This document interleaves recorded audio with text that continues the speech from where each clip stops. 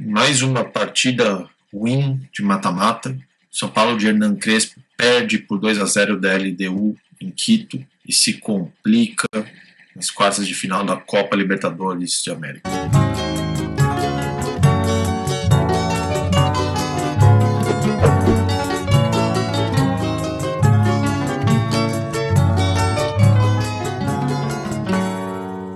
Bom, terminou há pouco.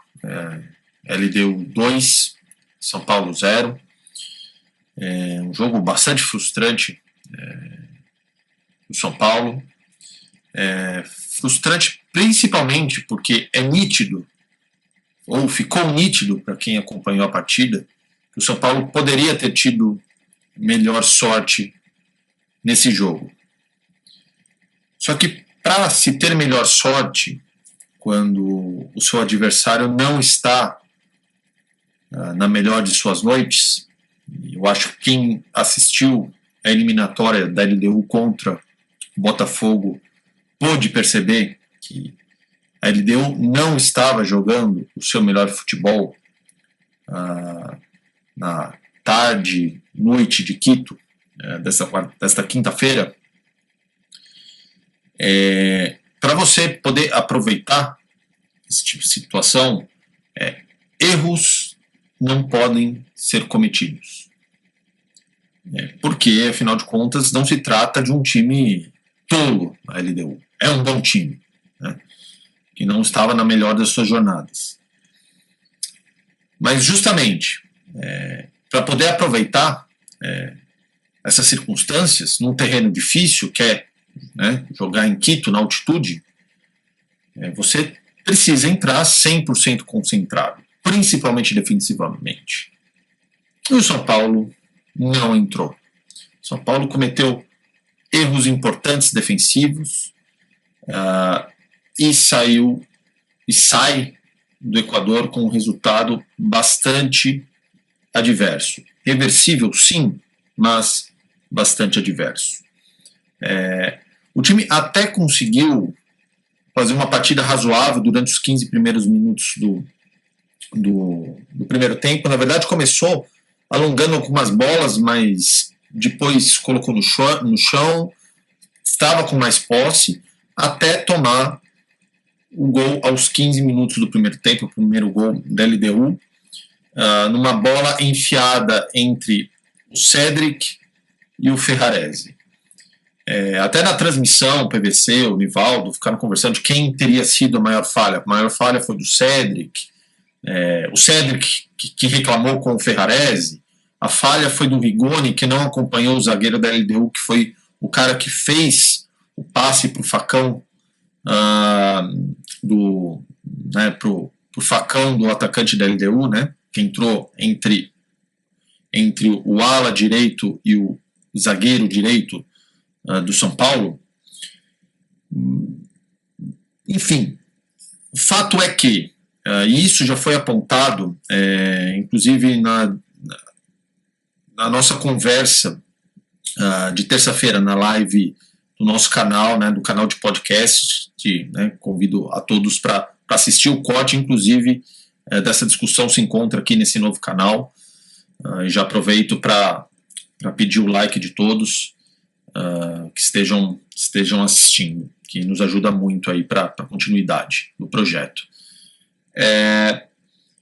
Que o São Paulo tem esse São Paulo do Crespo, que vem jogando muito bem, tem feito um trabalho muito bom, mas parece que tem alguma dificuldade defensivamente pelo lado direito. Não à toa, o Ferrarese costuma ter os melhores números entre os zagueiros e tem aparecido tão bem em vários jogos. Porque ele acaba ficando muitas vezes, acho eu, desprotegido. E não sei se isso é culpa só do Cédric. É muito fácil a gente, às vezes, apontar para um jogador, principalmente um jogador que de fato tem um telhado de vidro aí. Eu nem sou dos maiores críticos do Cédric, eu acho que tem pessoas que gostam menos dele do que eu. Mas eu acho que existe alguma questão. Todo o sistema ele tem pontos fortes e pontos fracos, né? Todo time tem seus pontos fortes e pontos fracos, e talvez esse lado direito defensivo do time do Crespo seja um ponto a se considerar. Basta lembrarmos o que foi a partida contra o Atlético Nacional em Medellín pelas oitavas de final, quando o Ferrarese fez 2 pênaltis, né? E o São Paulo teve muitas dificuldades para aquele lado, até de forma surpreendente para quem esperava que o lado do Sabino seria aquele que sofreria mais com o Rinestrosa, mas o lado direito foi bem complicado numa partida, inclusive deplorável, do Ferrarese, justamente. Mas a partida ruim do Ferrarese foi escancarada naquele momento, porque talvez, né, as boas partidas dele também ficam claras, talvez porque exista alguma questão aí de proteção a esse zagueiro do lado direito, ao sistema defensivo pelo lado direito. E talvez isso passe pela escolha, né, ou pela forma do meio de campo do São Paulo atuar. Confesso que não saberia dizer nesse momento, não consegui diagnosticar ainda exatamente qual seria o problema, mas me parece que há uma questão em relação a isso. Mas de qualquer forma, o São Paulo deu mole, deixou o zagueiro livre, dá esse passe, aí o Cédric não acompanha o cara, que consegue fazer o facão e entrar na cara do Rafael. E depois do gol, o São Paulo acho que sentiu e fez um péssimo primeiro tempo depois disso.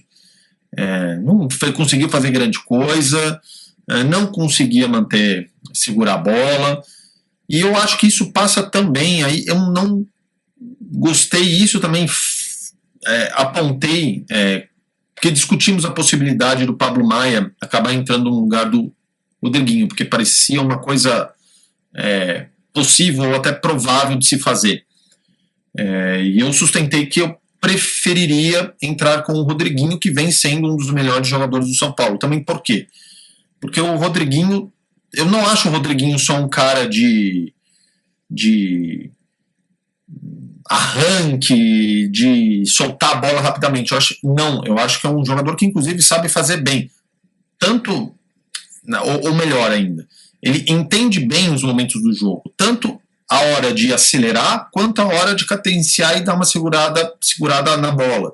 E também é um bom jogador de associação. Eu acho que uma das melhores características desse time do Crespo é o futebol associativo, principalmente entre os seus meio-campistas. Então não fiquei tão convencido da entrada do Pablo Maia. E honestamente, não acho que tenha sido tão necessário assim. A LDU não fez uma grande pressão em nenhum momento do jogo. Essa é a verdade. Em nenhum momento do jogo a LDU fez uma grande pressão no time do São Paulo. Então, havia possibilidade, eu acho, de trazer um time com mais possibilidades de agredir o adversário. Porque com esse meio de campo e uma dupla de ataque, né, e aí por conta de lesões, né, uma dupla de ataque com Luciano e Rigoni, falta gol a esse time do São Paulo, né? E também falta velocidade a esse time do São Paulo. A velocidade, entre aspas, desse time está justamente nesse jogo associativo que faz a bola correr, não é? Faz a bola correr. Então, o Pablo Maia não tem essa característica de jogo. Então, acho que ao tirar o Rodriguinho, o São Paulo perdeu um pouco desta que é a sua melhor característica. Não teria feito. E em minha defesa digo que, né, convido novamente qualquer um a assistir o debate, o corte aqui no canal do debate que tivemos em relação a esse jogo. Já tinha exposto que não faria essa mudança e manteria o Rodriguinho no time. Então essa foi a tônica do primeiro tempo. O São Paulo não conseguia agredir o adversário. Depois do primeiro gol também não conseguia manter muito a posse da bola. E fez um primeiro tempo realmente muito abaixo, e por sorte a LDU não conseguiu aproveitar esse momento de baixa no time. Porque, repito, não foi também uma grande partida da LDU, e a propósito não foi um grande jogo de futebol, né? Como se pode imaginar, quando nenhum dos dois times faz uma partida excepcional, né, é de se imaginar que o jogo na partida não tenha sido muito bom. Mas, de qualquer maneira, o São Paulo, né, o Crespo mexeu no intervalo, mexeu pouco, na minha opinião, trocou apenas o Cédric, entrou, né, o Mailton fez sua estreia, estreou bem, por sinal, eu gostei da participação dele, acho que é um jogador que oferece mais velocidade, mais força física, mais força de chegada do que o Cédric, que é algo importante para essa ala direita, né? O São Paulo é um time, repito, um time um pouco lento, e essa chegada dos alas, ela é importante ofensivamente, né?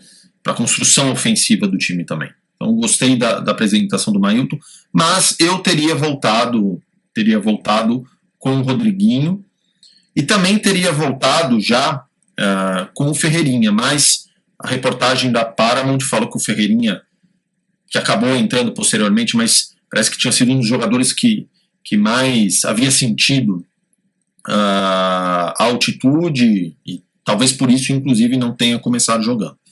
Mas que seja. De qualquer maneira, mesmo sem Rodriguinho, eu imagino que e sem também que o Luciano, que não fez uma partida muito boa, aliás, não fez uma boa partida, como ele não estava, e o Crespo muitas vezes, né, como a própria transmissão apontou, o Crespo parece que orientava o Luciano a recuar um pouco para vir fazer a armação do time, e eu acho um erro dar esse papel ao Luciano, que é algo que corrobora a minha opinião, ou que sustenta a minha opinião de que foi um erro tirar o Rodriguinho, não escalar o Rodriguinho como titular nesse jogo.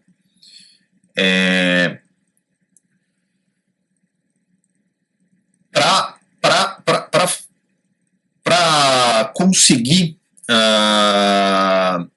ter um poder criativo maior, ele acaba adiantando ainda mais o Marcos Antônio, que vinha vindo muito atrás para fazer a armação de jogo, né, o trabalho de saída e construção de jogo, que ele tem feito muito bem, inclusive foi o melhor jogador do São Paulo, mais uma vez, em campo. Mas aí o São Paulo melhora com esse ajuste, então com essa participação maior, mais à frente do Marcos Antônio. O time consegue criar um pouco mais, consegue ter uma boa finalização com o Luciano no começo do segundo tempo, ganha também o meio de campo, inclusive a LDU teve dificuldades com o meio de campo do São Paulo. O São Paulo teve muitos espaços no segundo tempo no meio de campo, inclusive até foi piada na transmissão, né? Fizeram piada de que parecia que a LDU estava sentindo a altitude, e de fato o São Paulo terminou mais inteiro fisicamente o jogo. E quem já ouviu meus comentários sabe que, né, eu até por já ter tido experiência de visitar lugares de altitude, inclusive Quito, e também de poder fazer exercícios em lugares de altitude, eu sei que de fato não é algo a se desconsiderar, não dá para fazer pouco caso da altitude.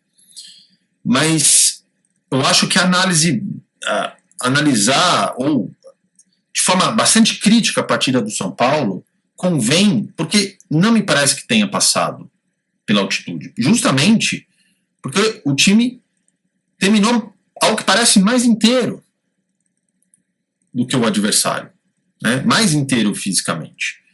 E além disso, a gente sabe que Quito tem altitudes, se sente a altitude em Quito, mas a história quando a gente pega a história da Copa Libertadores, times brasileiros indo para lá, a própria seleção, a gente sabe que dá para jogar e conseguir resultados nessa altitude de Quito, né? Que não é uma La Paz, não é uma Cusco, né? Tampouco é Alto, né? Lugar onde a seleção brasileira jogou nas eliminatórias. Enfim, mas, né, mesmo criando algumas chances, jogando melhor, dominando o jogo mesmo, é possível dizer que o São Paulo dominou no segundo tempo, mas mais uma vez em falha defensiva já na parte final do jogo. Ferrarese solta uma bola na fogueira para o Pablo Maia, que não consegue fazer o domínio. A nossa tendência é olhar para o Pablo Maia e falar: puta que pariu, Pablo Maia, né? Mas né? Então, assim, sempre geralmente o cara que perde a bola, nós tendemos a considerar o maior responsável. Eu, pessoalmente, sempre tendo a dividir a responsabilidade com um cidadão que passa uma bola na fogueira, né, faz um passe de meio, né, no meio campo, né, na intermediária defensiva, para um volante, né. O Pablo Maia não é ruim tecnicamente, mas também não tem o mesmo refino do Marcos Antônio, por exemplo, né, para pegar um exemplo do próprio São Paulo. Não tem o mesmo refino de domínio e passe desse jogador. Você coloca o cara numa puta de uma fogueira. Né? O que acontece? O cara perde. E quando ele perde, né, dos atacantes vindo, porque os atacantes estão vindo em velocidade para apertar. E aí, méritos da LDU também, que fez essa pressão. Não conseguiu fazer, geralmente. Eu achava que teria feito muito mais desde o começo. Essa pressão em cima da saída de jogo do São Paulo. Né, justamente para aproveitar a questão física e da altitude. A LDU não fez muito isso, mas subiu nesse momento bastante oportuno, conseguiu roubar a bola e pegou a defesa desguarnecida. Aí também o Arboleda erra o bote, mas já, né, é difícil, às vezes você já está correndo para trás, né, você dá esse bote com a defesa já se desmontando, né, por causa da saída de bola. Enfim, também. Mas mais um erro de atenção, mais um erro defensivo, gol da LDU, 2-0, e o São Paulo sai com um resultado bastante amargo. Muitas pessoas vão falar: não foi merecido. Em termos de volume de jogo, talvez não tenha sido mesmo. Mas que time pode pensar em sobreviver num campeonato tão difícil quanto a Copa Libertadores, cometendo tantos erros defensivos? Já escapou de tomar uma bela de uma piaba lá na Colômbia contra o Atlético Nacional, pelas oitavas de final. Né? Se a gente voltar um pouco no tempo, e ao time do Zubeldia, no ano passado, já escapou de, né, ser goleado pelo Botafogo na primeira partida das quartas de final da Copa Libertadores passada. Né? Então, assim, já vem tendo sorte. Hoje teve menos, porque o time, ainda o Arboleda vacilou uma outra vez, perdeu um gol cara a cara, poderia ter sido pior, poderia ter saído com 3-0, não saiu por sorte. Então, assim, que time sobrevive a isso? A tantos erros de atenção defensiva? É muito complicado. Então, é difícil falar que foi injusto, que foi um resultado injusto. É frustrante, mas é difícil falar que foi injusto. Agora, o São Paulo é mais time do que a LDU, é mais time, e pode reverter. O problema é vai conseguir fazer 3-0? Né? Porque o resultado de 2-0 é péssimo, porque você fazendo uma boa partida, conseguindo o resultado de 2-0, vai levar para os pênaltis. Né?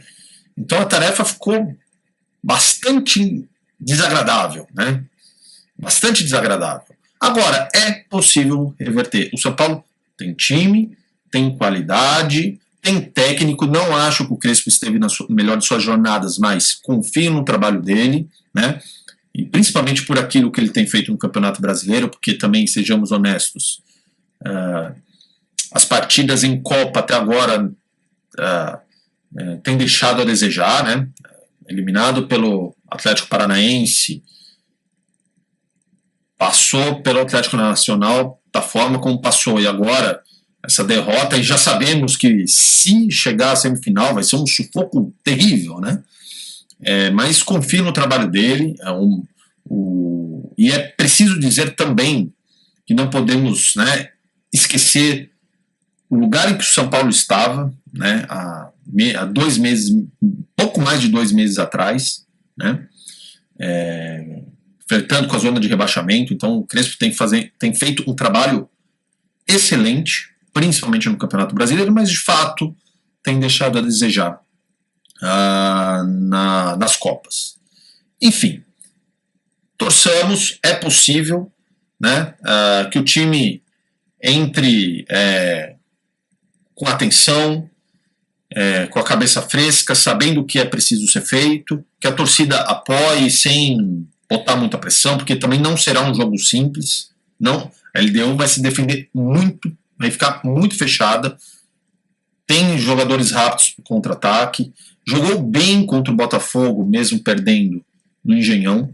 Então não será simples, mas é possível. Mais uma vez, peço, né, a quem chegou até aqui, que por favor deixe o like, compartilhe esse vídeo com os amigos, dê like no canal, que é muito importante para a gente poder continuar trazendo o conteúdo até vocês.